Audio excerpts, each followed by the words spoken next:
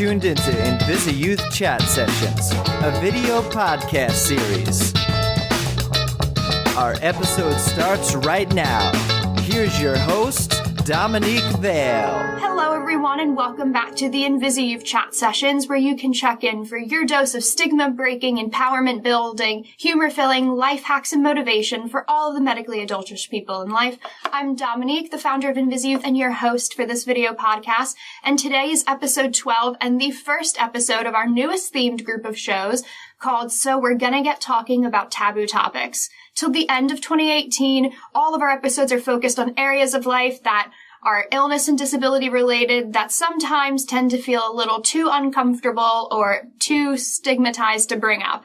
And sometimes these are topics that the world deems a little bit off limits to talk about with family and friends, so we're going to dive headfirst into these.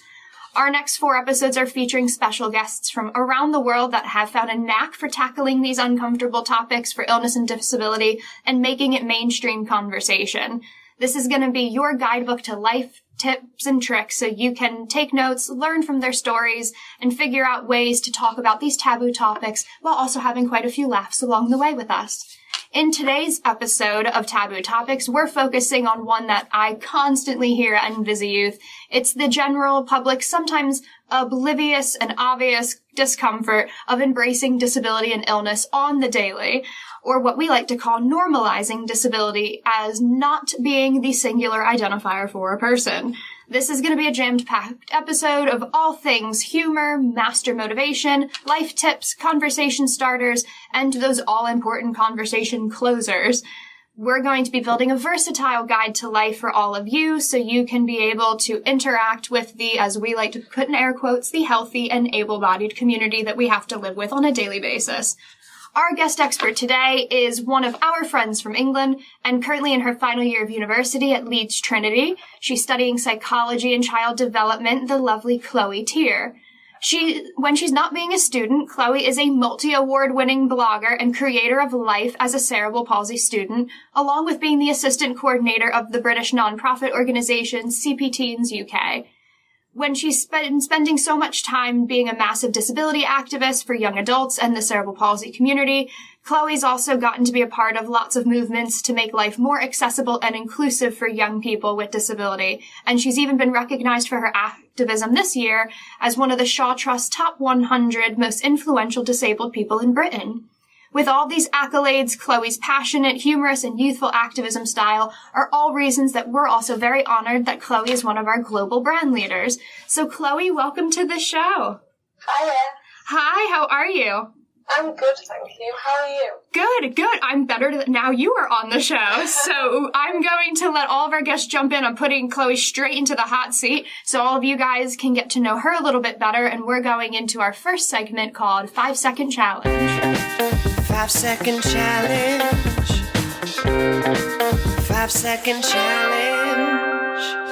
You guys know what 5-Second Challenge is about. It's our fun segment of you guys getting to know our guests where I rapid fire questions over to Chloe and she gets a max of 5 seconds to throw out her first answer. Are you ready, Chloe? I think I am. All right, what would be the first thing you want to do if you got a day off from uni? Take photos or write a blog post. Oh, I like it. What is your favorite song at the moment? Rise Up by Andrew Day. Oh, It's a good motivational song. Oh, I'm looking that up too. I like Andrew Day. What about 3 words that you would describe yourself with? Cheery, ambitious, and wobbly. I love that. What would be 3 words that you would describe your workspace, like your desk? Chaotic, lists, and colourful.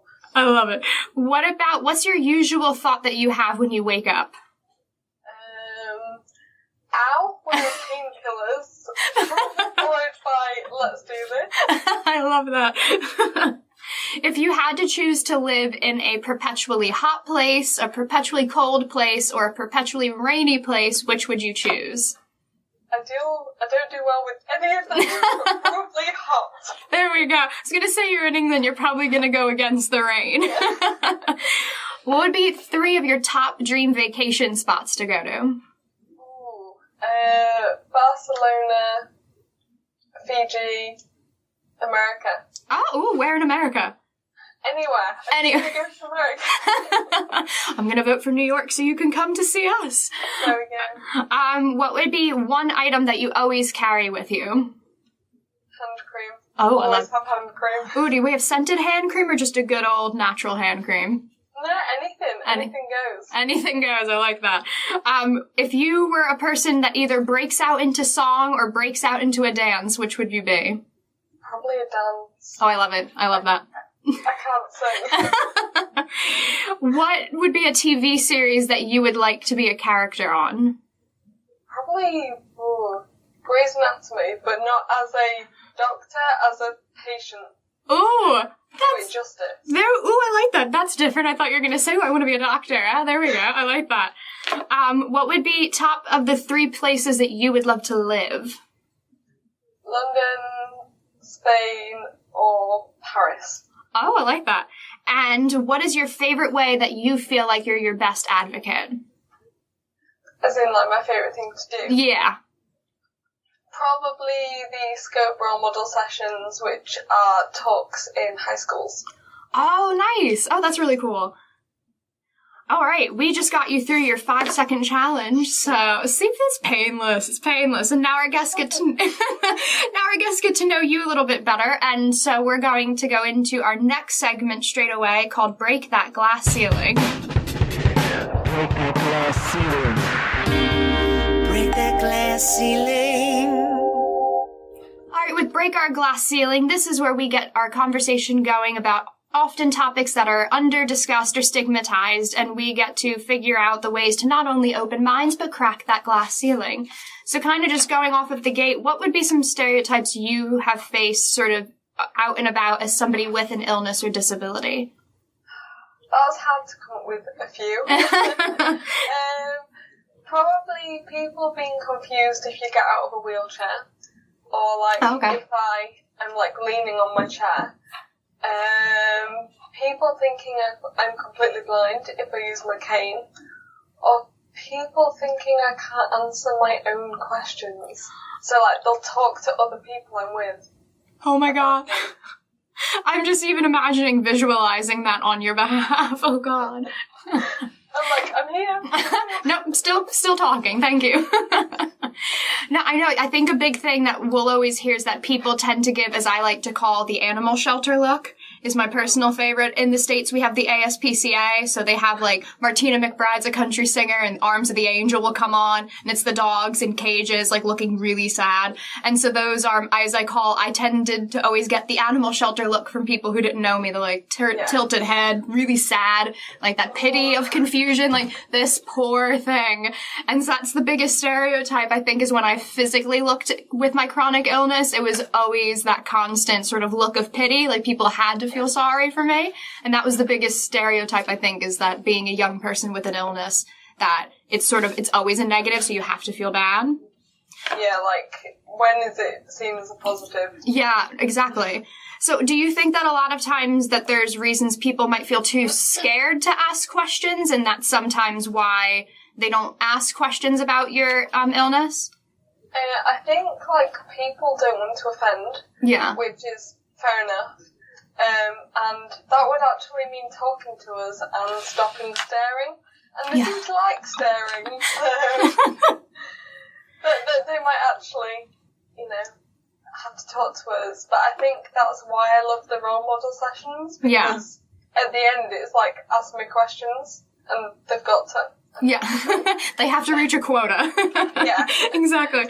Yeah. And then I think sometimes they're like, does that person know that they're disabled? Like, we can't, it's almost as if they can't ask us questions, because then we might turn around and be like, oh, I didn't know. Like, I had no idea this is what's going on. Like, why do you walk wobbly? I'll be like, do I? Really? I had no idea. No. Yeah, I think you kind of hit the nail on the head right away, is that people feel like they're going to be too afraid to insult you. So it's that they start to stare, but then you're insulting somebody by staring. So it is that catch-22, I think, for a lot of, in like air quotes, like healthy, able-bodied people, that they tend to not know how to react when something looks different. So they're gonna ask questions in a joking way that tends to be ignorant, so it's not really funny. Or they're just not going to, and it's that deadpan stare of, oh, well, that looks odd. So it just makes, and I think, like you said, that lack of asking questions when they're not forced to in a social setting, it sort of builds the awkwardness. So people don't feel comfortable. But then I think if it comes from a good place, and their intentions are good, they're not going to offend me by any wrong terminology. Yeah. Because then you would feel like if it comes, like I say, if it comes from a place of curiosity it's like a tip to people who are healthy or able-bodied, if something looks different and you are interacting with that person, you can always preface it going, you don't have to answer this, but I'm just curious. And then if I am offended, I'll tell you. But then at least I know you're asking a question, and then now it's not staring going, why are they staring at me? Because at this, I don't know why you want to stare half the time. So I think that is, like you said, that's a good sort of pointer, is that if it comes from a good place, it's always better to ask questions and sort of ease out of that discomfort that they might feel, instead of just staring and building up 12 more questions in your head versus just asking the one. But then if you don't ask, you're never going to know. Exactly. Like, we don't expect you to be experts in our conditions. Ask us and learn something new. Oh, I know. I love that. Exactly, because we're supposed to be the medical dictionary of all of our chronic illnesses and disability, but then you don't actually access the information we know about ourselves. But what about sort of going off of that, how do you feel like you've been able to successfully open people's minds when people have either you've caught them very blatantly staring, or they've asked questions that might be too ignorant? How are ways that you felt successful in opening their mind as a young person with a disability? I think like it's about having it in like a conversation that's like in conjunction with something else. Mm-hmm. And I think just being honest with them, and I think most people appreciate that. Yeah. And basically proving them wrong is quite good. Yeah. Like going against any stereotype is always a bonus. Yeah, and I love the way that you said that too. It's sort of proving what their stereotype is wrong. It's sort of, in a way, it's sort of giving an explanation that you are okay. Because half the times people think you're not okay if I look sick, or if somebody had a pick or a port, or like yourself, that you might have a cane or a walking stick with you, that sometimes people think you're not okay. But I think it's giving that explanation that you are actually okay with your version of normal, which is different than theirs, is probably the best way of them feeling then comfortable. Yeah, and I think to begin with, I was like, oh no, I don't want to get out of my chair in public. Yeah. Because that's not the done thing. But then I was like, actually, I should do this more often so people see that it's completely okay to do that. Like, if we almost go along with the stereotypes, they're going to be stereotypes forever. Oh my god, say it again, Chloe. That was perfect. I'm just imagining people thinking they witnessed like one of 3 miracles if you stand up out of a wheelchair. Being like, if you see it that many times, it's yeah, no longer going to be such a massive miracle moment. Yeah, because then it wouldn't be associated with the stereotype that it is. Now, I really like that you said that kind of, and even kind of going off of that too.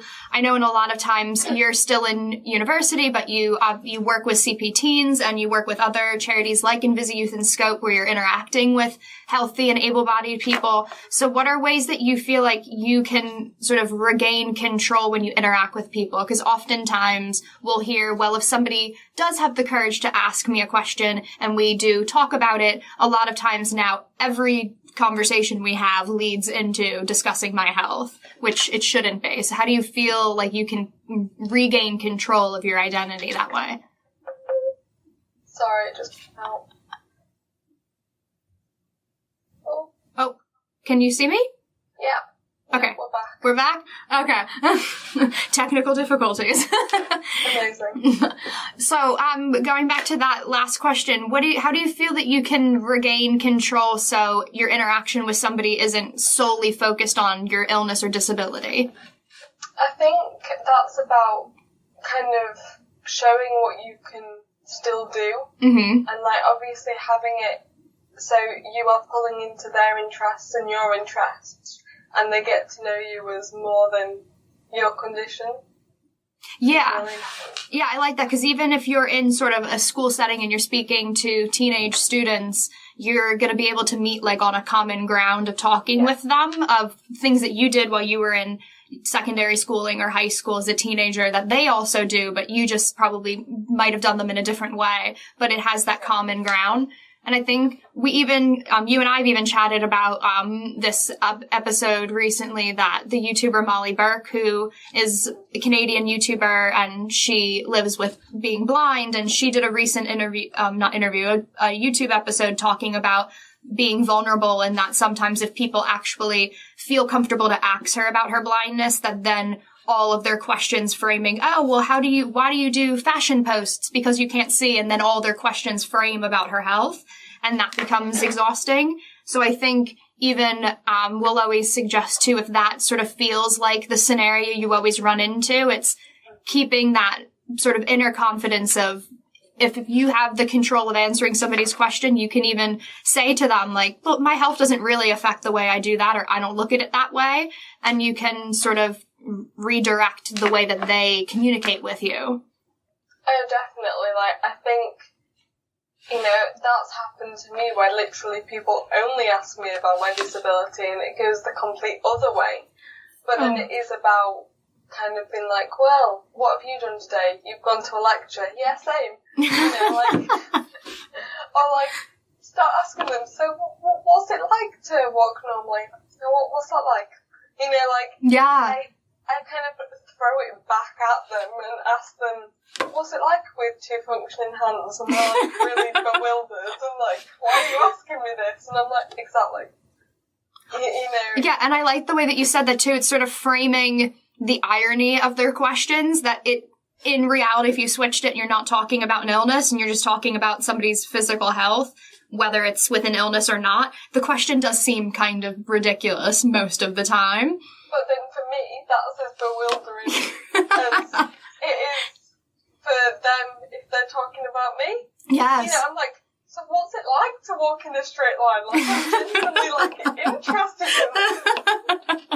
I know, I'll always think of that when people, because of having neurological side effects from having my nerve damage, I have short-term memory loss and brain fogging, which a lot of young people with chronic illness do. And I'm always fascinated when people can recall short-term memory so quickly, because every day it just immediately fades while I speak. So it is that, obviously, it's part of their day-to-day. They don't think about how they can remember, but I'm so fascinated by people who can remember things quickly that, wow, that's amazing. You don't have to write it down on, like, color-coded sticky notes to remember what just happened. That's amazing. But I love that you said that, too. It is sort of on the other side. It's curiosity goes both ways. It's not like we don't get to be curious just because there's a health issue. Mm-hmm. Yeah. No, and I really like that, because that transitions really well into our next segment with you, is you coming up with all these different tools and tricks and tips for young people of how to communicate with others. We thought that Chloe's going to be the best expert to build a toolkit with. So we're going to go into our next segment called What's in Your Toolkit? What's in your toolkit? What's in your toolkit? All right, guys, and what's in your toolkit? We love a good tip sheet section. You know us at InvisiYouth. We love giving you guys tips and resources that you can use on the fly. So this is where our guests get to pick out some of their top things that they would add to a toolkit on life to make it more accessible and inclusive and virtual for them. So this is where, like I always like to say, you can take out your pen and notepad like I have, or you can be more tech savvy and take out your note-taking app and figure out different ways that you can hack life very well. So one of the first things I want to ask Chloe is, being in school and also doing so many different work activities, what are some tools or apps that you've used to kind of help either balance or schedule your work and medical needs, or even balancing sort of uni with your volunteering and charity work? Mm-hmm. Like, I think it's quite simple, but it works. Like, the calendar app on my phone, I swear by, like, everything is in that, which means it syncs to my laptop and my phone, so I always have it. And because I need a third place, I also have a diary where it gets written in as well. Because then hopefully I won't double book myself or forget what's happening, because that would happen if I didn't write everything down. Yes, no, exactly. And I like that you said that it's something that can sync to other places, because the biggest thing that with somebody with neuro is that you forget, you write it in one place and then you go somewhere else and you forget that it's there. And then you do double book. So I do like that. And oh man, color coordinating my phone schedule is my favorite thing. Love that thing.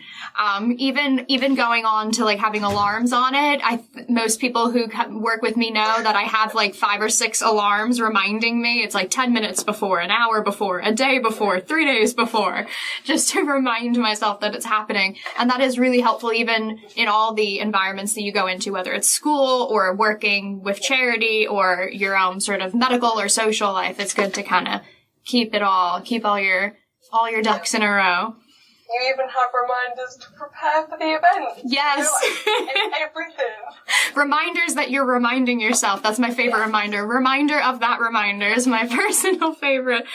What about some motivational tools that you have, whether it's sort of journaling or different quote apps that you have? Are there anything that you have to like give yourself a motivation pep talk? I love quotes. Like I'm a massive just quote person. Pinterest is incredible for quotes. Oh.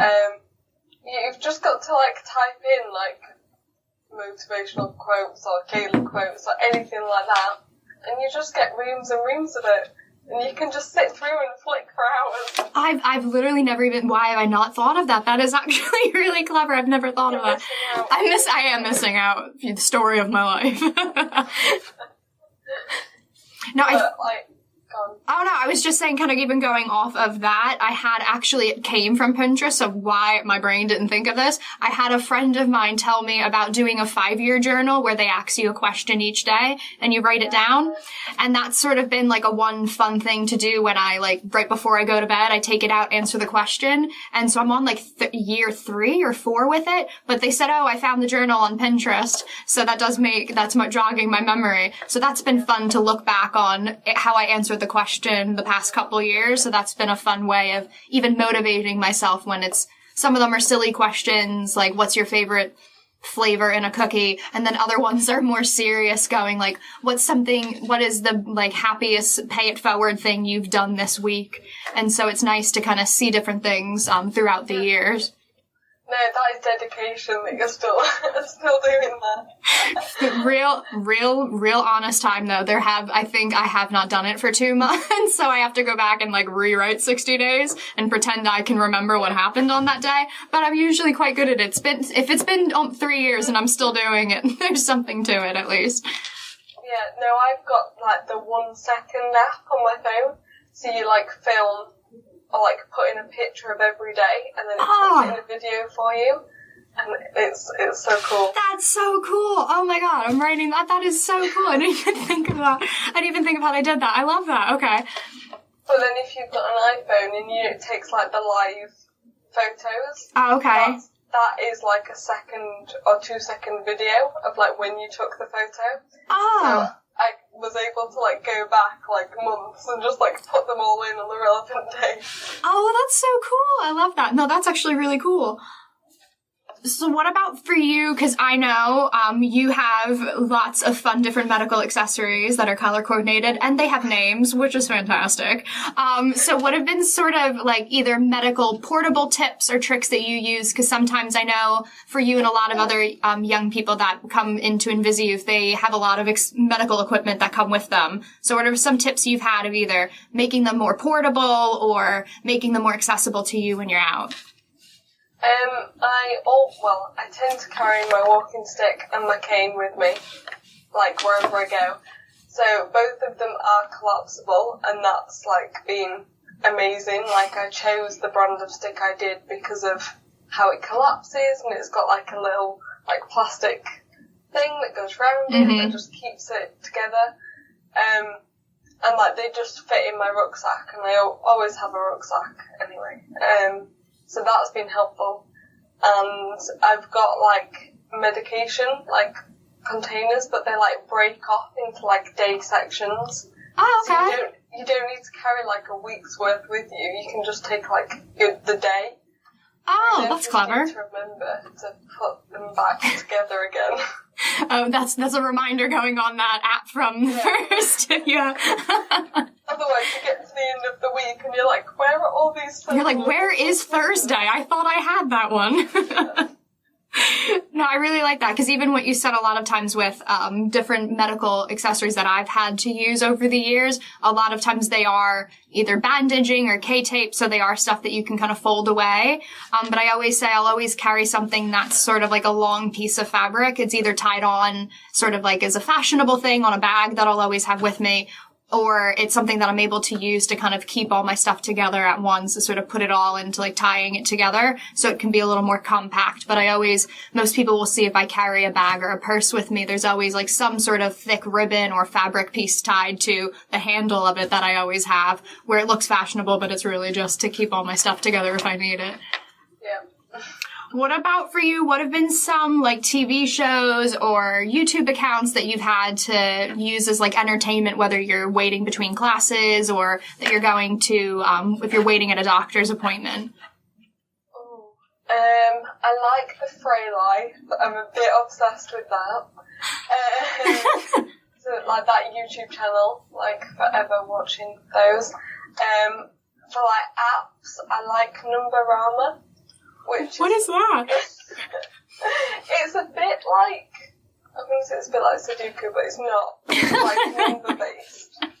Okay. You've got to like match up numbers, and like if you get like a pair of the same number, it's quite hard to describe, but it's very addictive and it's good. It keeps your brain going and keeps you awake. Yeah, no, I think like right when you just said it sort of keeps your brain going, I've had a friend of mine like years ago when I would be in PT, and a lot of times with physio they have to ice or heat things or put different sort of creams on and you have to wait. I had a friend of mine who was there for an actual sports injury that was more basic than mine, as I joke.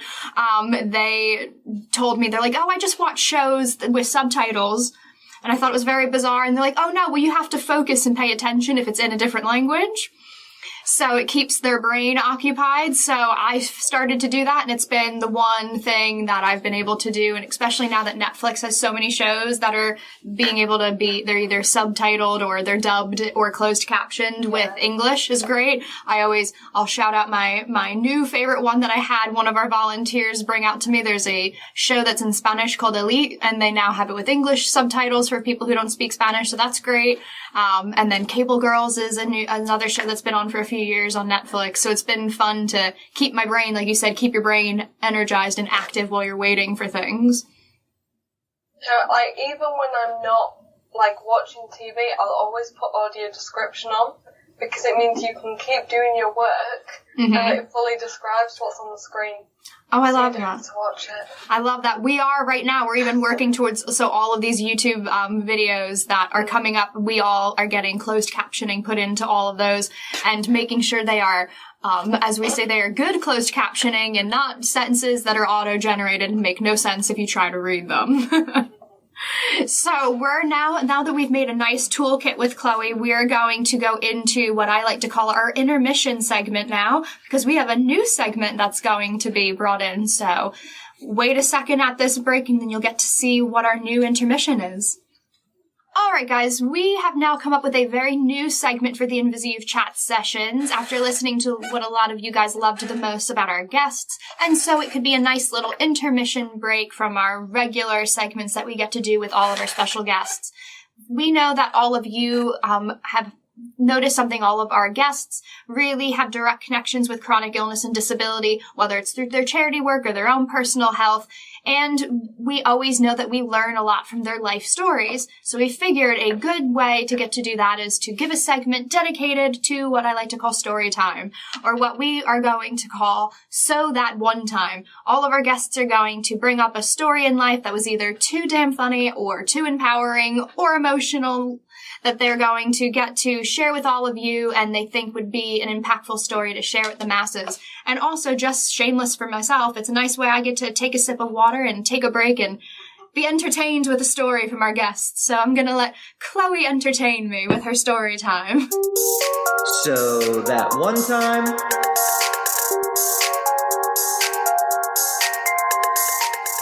There we go. So, had to think quite a bit about this one because, I mean, I think I somehow managed to make every situation quite comical. So I was like, which one? Which of the many? Yeah. But I went with the first time I used a wheelchair in public. Okay. Well, the first time I used a wheelchair with my friends in public. So my mum wasn't there to push me. Me and my friends wanted to go into town, get the bus, and go shopping. Sounds pretty normal and uneventful. But I was with them, so it wasn't going to be uneventful, was it really?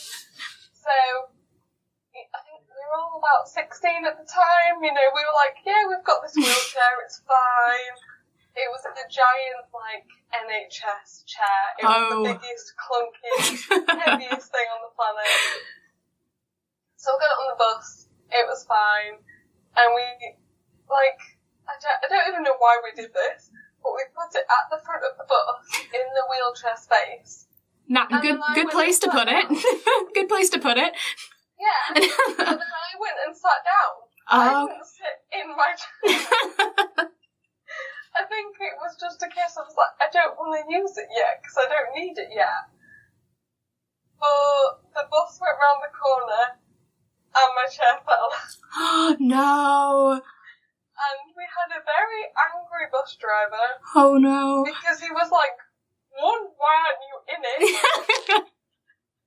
Two, you better not have broken my bus. And three, he was like, you're gonna have to sort it. So like, I think because we'd like folded it up, it literally just went flying. Oh so gosh. We kind of like, we sorted it, my friends ran down and like picked it up and I was like, I'll sit in it now, okay? I'll sit in it, don't worry. I was like, I'll wait now. But it was just such a, we had various fun times that day trying to learn how to get it up curbs and just for the first time learning of maybe how difficult it is to get around, but also quite funny in terms of all the hurdles we kind of found ourselves at, and we were just like, now what? Like, what do we do? There was like 5 of us thinking we totally had this when we did.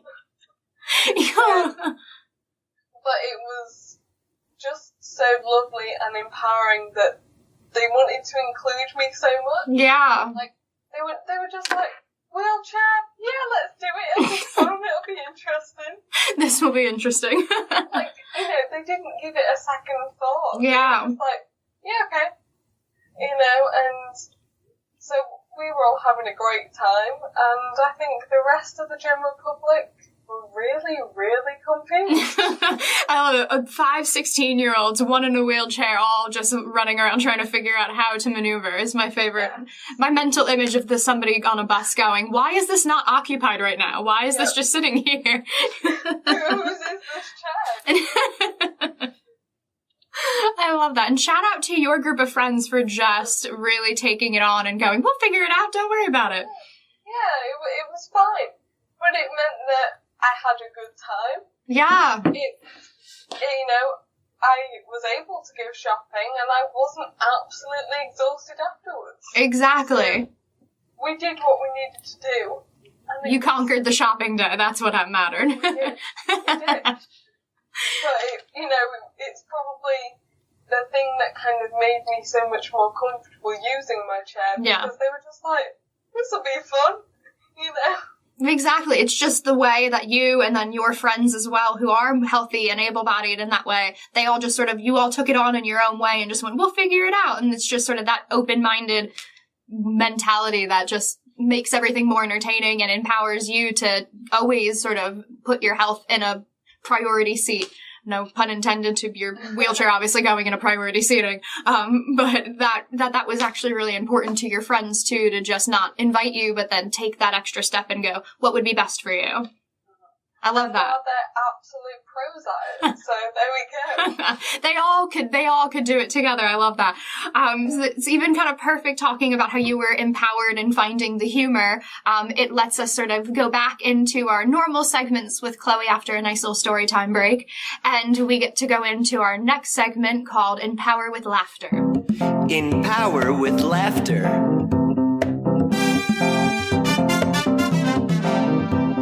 Empower with Laughter. This is our segment where all of our young adults can get empowered while living with health struggles. We always hear the saying that laughter's the best medicine, but a lot of times we need to figure out how exactly to make that happen. So we get to go with our guests on how they would suggest other people get motivated, get empowered, and being able to, when they don't fit into the box of normal, ways to find the humor in those scenarios. So for this segment, we're actually going to be doing something a little different. I mentioned in the beginning that Chloe is a very humorous young woman. She also described herself as such, and she's a multi-award-winning blogger. I'm just going to keep throwing that out for you. You're a multi-award-winning blogger. So social media activism for Chloe is fantastic, and you guys should follow her on Twitter especially. So we figured the best way that we could tackle ways that you can be empowered with laughter in scenarios where people are being introduced to your illness or disability, especially with sort of the general public, and ways you can empower yourself through humor in those often uncomfortable moments. We are going to have some of our top 4 tweets that Chloe's had over the few years that we've known her pop up. I'm going to read them for all of you listening to our podcast. And then if you are on our YouTube channel, you'll get to see fun graphics of Chloe's tweets pop up between us while we're talking. So make sure you check out our YouTube channel, subscribe, hit that like button while you watch this video too. So we're going to go pick up some of highlights of Chloe's tweeting history, as I like to put it. So our first one is a recent one that Chloe's put out this past November that's had almost close to 300 likes on it, so clearly the world also appreciated this. So we have a woman saying to Chloe, "So, you're at university?" Chloe replied, "Yeah, I study at Leeds Trinity." The woman said, "Oh, okay, so you live at home?" Chloe said, "Oh no, I live in the halls at the moment." The woman said, "Oh, good for you, well done, that can't be easy." When a disabled person living away from home will stop being so magical. So in that moment when a woman is coming over to you and sort of saying sort of the basic idea of being a college student and living away from home is, like you said, the unicorn moment for you. How do you find like being in that environment? Oftentimes those scenarios or questions or the response from people have to happen quite a bit of being so, as we say, inspired in air quotes by you doing something of normal life. So how do you kind of find being empowered when people make those statements to you? Well, that situation has already happened again yesterday. I love it. Oh no. Come on, people. I've somehow got to my 3rd year and it's not really happened. And now I've nearly finished. They're like, this is incredible. It's not though, is it? So how would I kind of manage that is kind of, well, you're like, no, I don't. And it's always funny to see how shocked they are. Like, up until this point, I was having a lovely conversation with this woman. She'd worked with people with cerebral palsy before. You know, I thought she would be clued up. No. Not at all. And I think it's in those situations I kind of take quite a lot of joy in being like, you're wrong.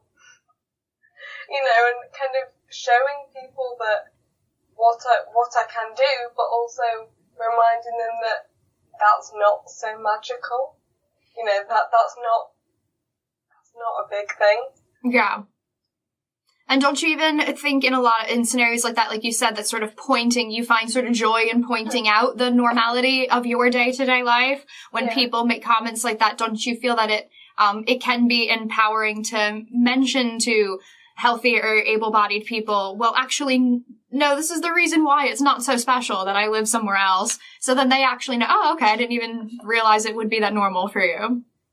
Or even if you say the adaptations you have to enable you to do that, you know, it's like, it's not that hard, you know, to I'm in a wheelchair accessible room, there are lifts, I have PAs, personal assistants.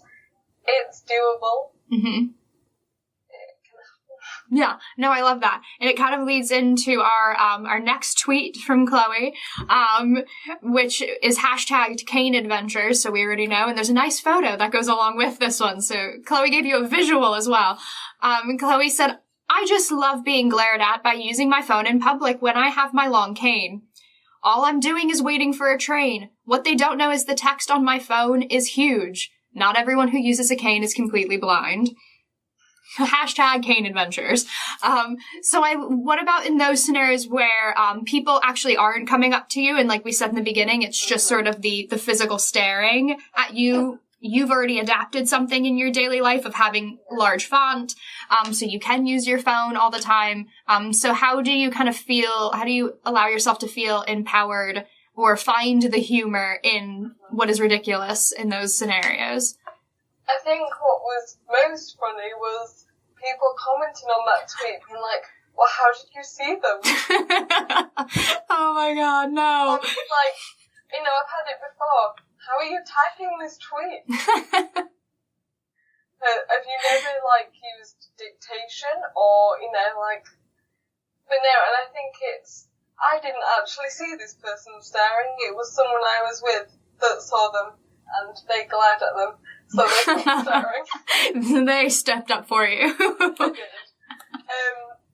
But I think it's surprising how often it happens. Like, the stereotype that everyone uses a cane is blind is huge.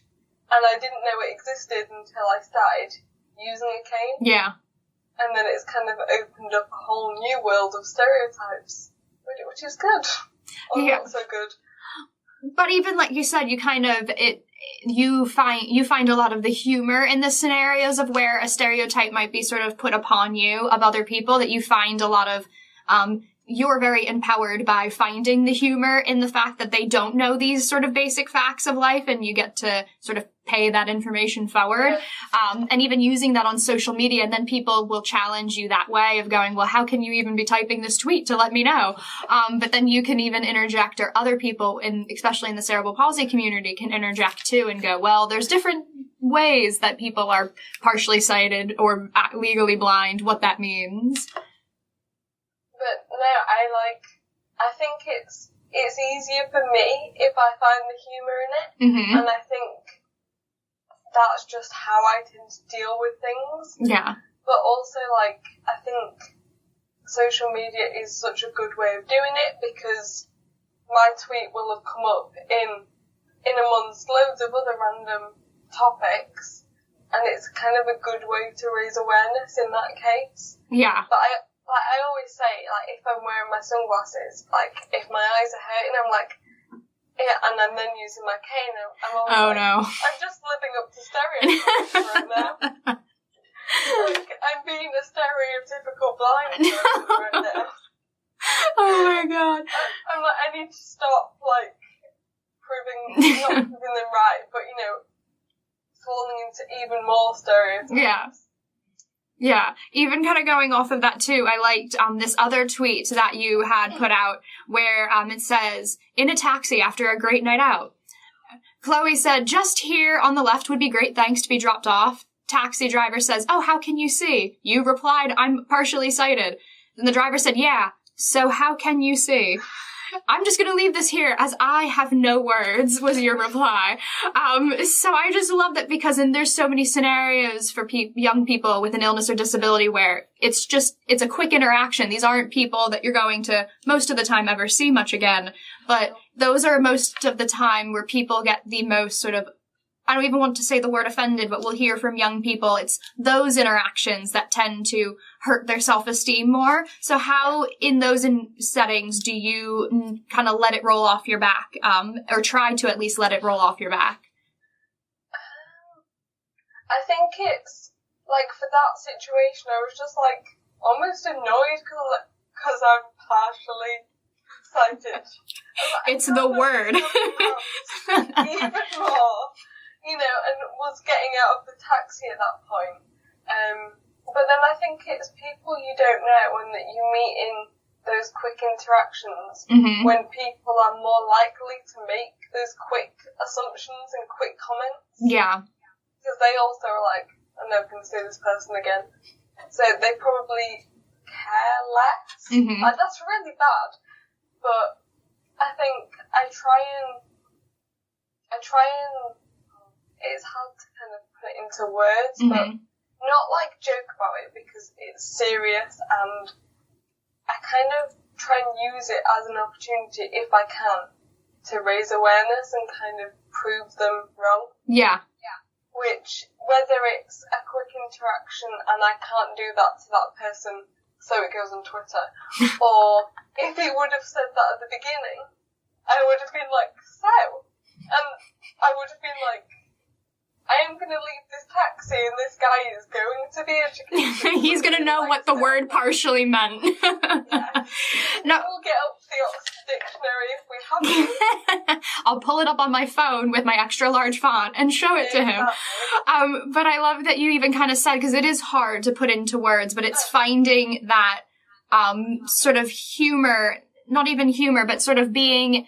We'll always suggest with InvisiYouth when young people say, it's these random people that I'm never going to meet, or comments on social media of people that I don't know that upset me the most or hurt my self-esteem the most, and then I don't want to be as vocal or go out as much publicly because I don't want to deal with the scenarios. And we'll always say the biggest tip is look at it in like the scope in which you're going to be interacting with these people. And like you said, it's either an opportunity to educate people that might be ignorant to the chronic illness or disability community, or take it where it's coming from. It's somebody who's not part of your day-to-day life and oftentimes not going to be with you all the time. It's sort of in passing, so that you can either ignore them and be empowered by it, or find humor in kind of throwing the comment back to them. Like, I did joke the other day, and I've not actually done this, but I was like, I need to get a business card. Be like, the answer to your question will be here. And then just put a link to my blog and be my God. There you go.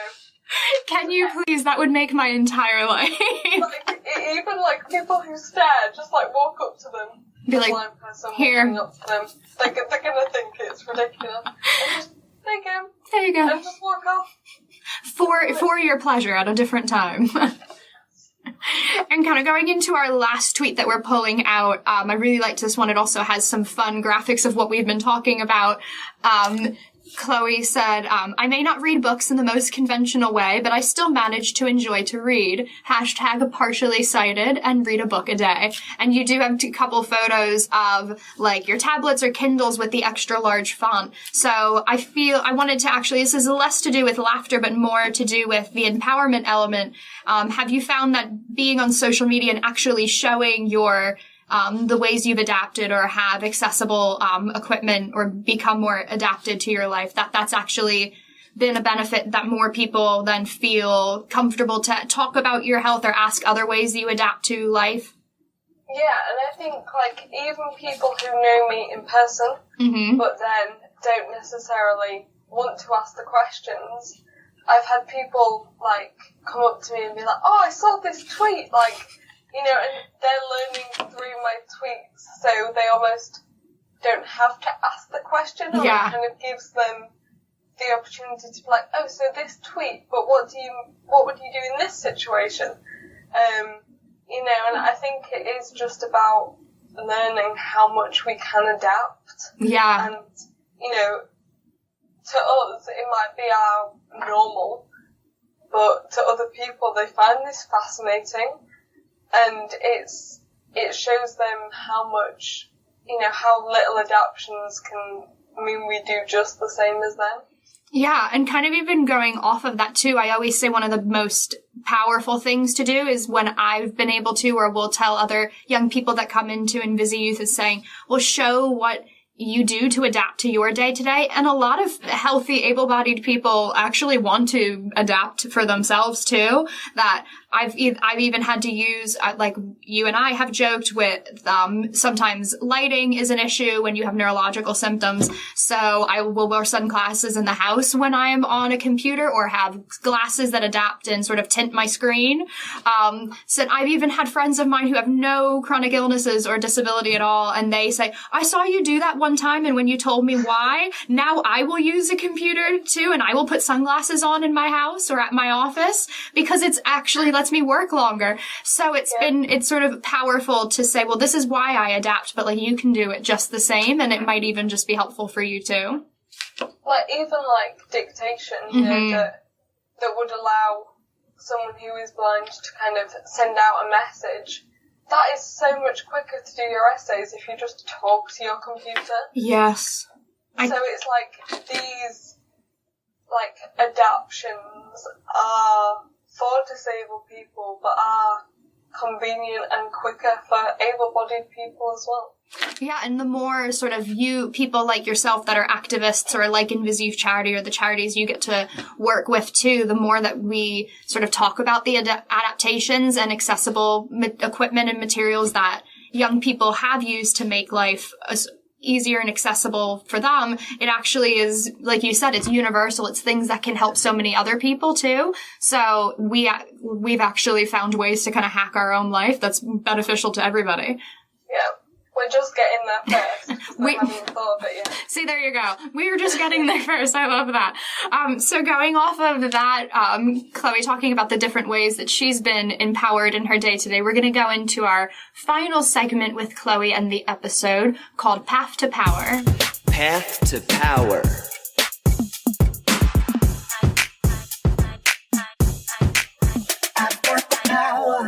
All right, guys, with our final segment of Path to Power, this is where we get to discuss different moments and how-tos of owning your health. It's our way of getting ways to be powerful and create that power in each day with topics that people tend to feel a little bit taboo to talk about or ask about your health. So I want to ask kind of Chloe to kind of start this one off. How do you empower yourself when people ask, as we'll put in quotes, sort of the dumb questions, or they want to turn the conversation into just talking about your health? I think I have already mentioned this, but give back stupid answers. Or, you know, give back stupid questions that is, like, almost mirroring what they're asking you. You know, you can gauge from a person whether they're intrigued or they're kind of just being nosy and taking the mick. And I think if that is the case, you can move on, but you have the power to kind of control the conversation by the answers you give. Yeah. And I like the way you said that too, is like you have the power to control your answers and then the questions that you can give, because a lot of times, especially for young people with illness or disability, so much of your medical life is dictated to you by doctors or family or caregivers. So much is sort of structured in that you tend to lack that building of a voice because people have to medically sort of put things in order for you. So like you said, it is sort of finding that power in your inner voice, and like you were pointing out, being able to sort of reverse questions on people if they do ask. I know teachers will always say there's no such thing as a dumb question, but sometimes sometimes there's just dumb questions. Or even if people constantly want to ask, if you even try turning the conversation around and talking about sort of a show, or if you're watching a sports game and people continue to ask you about your health, there's such a moment of power of just either stopping the questions, or like you said, you're able to gauge if people are trying to be funny and make ignorant comments, or there just is a genuine curiosity, and that's where you're able to gauge your power of being in a conversation with people. Yeah, and I think that's sort of, and another thing too about it is I think we will say this all the time, and I know you've gotten to mention it quite a bit in your activism work, is that you love to be around other people of doing speaking, like in your role model setting with Scope or online with your blogging, and it's that finding power is also being able to physically show what a young adult with an illness or disability looks like, because it's not something that's sort of mainstream on TV or in the media that they're seeing, so it's not in their subconscious to see a young person walking with a cane. So it's just not what people expect. Yeah. And it is quite unknown, so to kind of be able to almost, not frontline it, but kind of be there and kind of be visible doing that is quite powerful in itself. Yeah, and even lots of people will say sort of fake it till you make it, because there's moments where people say, oh, well, just be confident and challenge people's questions about your health. But if you're sort of in the early stages of an illness or an injury or diagnosis, or you're even just as a young person and it's similar to yourself being born with a chronic illness and sort of living life only in that scope, you have to sort of build up your own inner confidence of your health and talking about it. And we'll always say sort of put on that sort of powerful armor and kind of fake it till you make it. And then eventually you'll start to feel more confident talking about it to other people or interjecting with people the way you feel comfortable doing so. So even kind of going off of that too, what do you think are different reasons that people might feel that it's too taboo to ask questions? Because I think it's because it's unknown. Mm-hmm. And I think for people it is the mystery of having a disability. Like, people aren't used to that, and it's hard for them to get their head around that. Mm-hmm. So I think it's important to kind of be confident if you can, to kind of let them know the unknown. Mm-hmm. And I think that's really interesting, to be able to kind of make that change, but make them aware, because you bring a whole new perspective that they're not going to have if you don't give it to them. Yeah, exactly. And I think, like you said, I was kind of going off of that too, there's two different types of power when people are either not asking questions and they're doing, as we said in the beginning of the episode, sort of doing the staring game with you, or if they are going to start to ask questions or want to. There's either power in sort of answering those questions, because you can control the way you answer people and give information. And then there's also sort of power in your silence of knowing that the question is not worth your answer and just not wanting to answer that sort of level of having a power in your silence too, if you are a little more reserved about your health, especially with those living with mental health struggles or an invisible illness. Like myself, oftentimes my health does fall into the invisible illness category when it affects different organs and different neurosystems in my body. It's not something that's visible. So I oftentimes would even feel very empowered in my day-to-day by not answering the questions that people would note, because I was very confident in my version of normal after an injury. I built the confidence in my new normal, and they didn't have to live my new normal. So there's those two types of power of either answering questions or power and not giving them the answers too. Yeah, I think it's,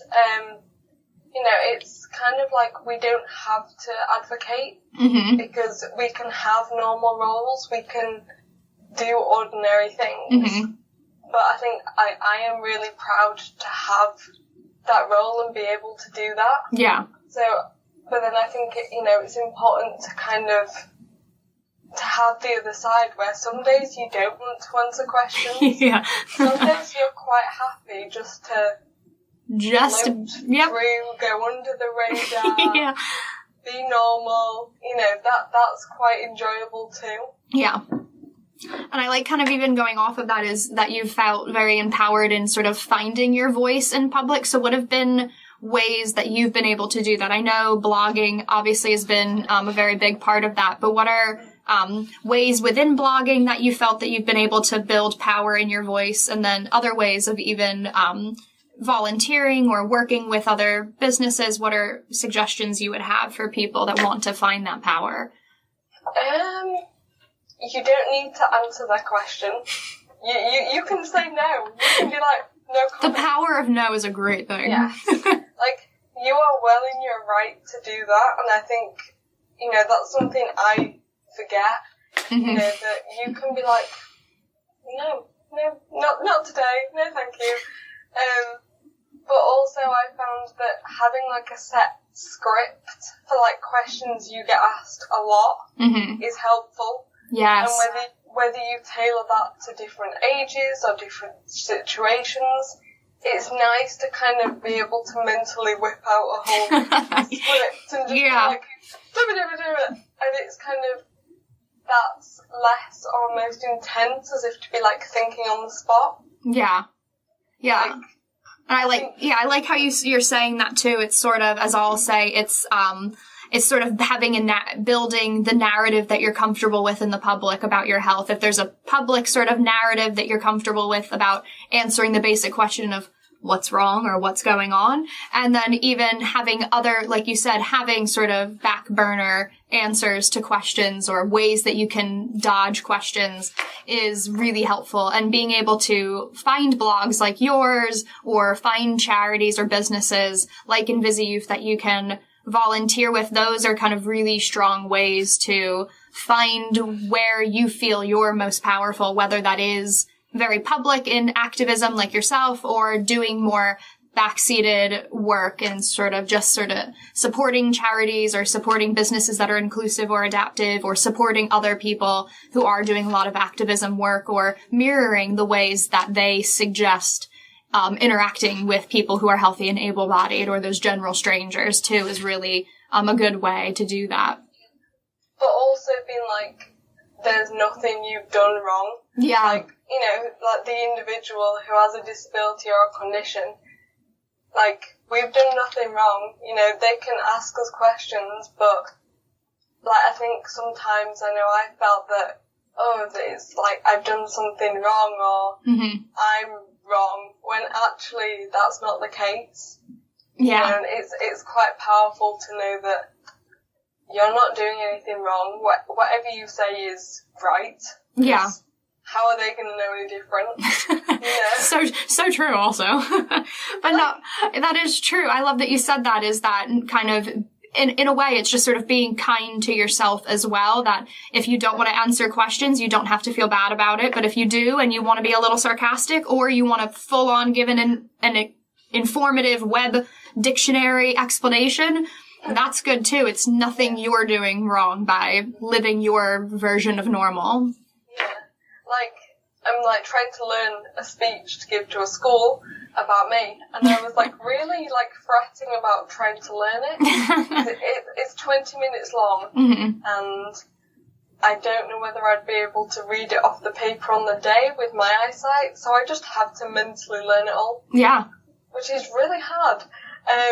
But then my PA was like, I don't know why you bother, because you're talking about yourself. Yeah. You could say whatever you want, and it's right. It is. That is. There's a power in being your own narrator of life in that way. Yeah. Which I really love. And that's sort of a nice way to tie a nice bow on the end of this episode with Chloe. So I want to thank you for being on the show. I love when we get to have our global brand leaders come on and represent their activism and the work that they do.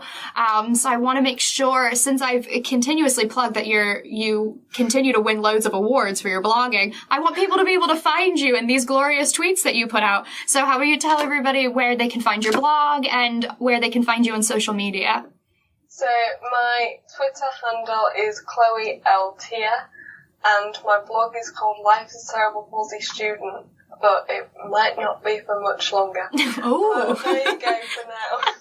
And I'm sure if you then follow Chloe on Twitter or social media, you'll be able to see when that name may potentially change, because she won't be a student forever. Exactly. It's so exciting. We're going to have all of her handles in the description of our YouTube channel as well, and in our podcast channels. So you guys can definitely click those links to get to Chloe. And as always, you can find InvisiYouth on Twitter, Facebook, and Instagram at InvisiYouth. And you can find the InvisiYouth chat sessions on our YouTube channel or on our podcast channels with iTunes, Google Play, Spotify, pretty much anywhere you can listen to a podcast, you will probably find the InvisiYouth chat sessions. Make sure you hit subscribe, thumbs up, 5 stars, however it goes, and make sure you share it so more of your family and friends can find out about our show too. So I want to thank Chloe again for being our special guest, and I'm so excited. And we're going to get to chat with all of you guys again later. Bye.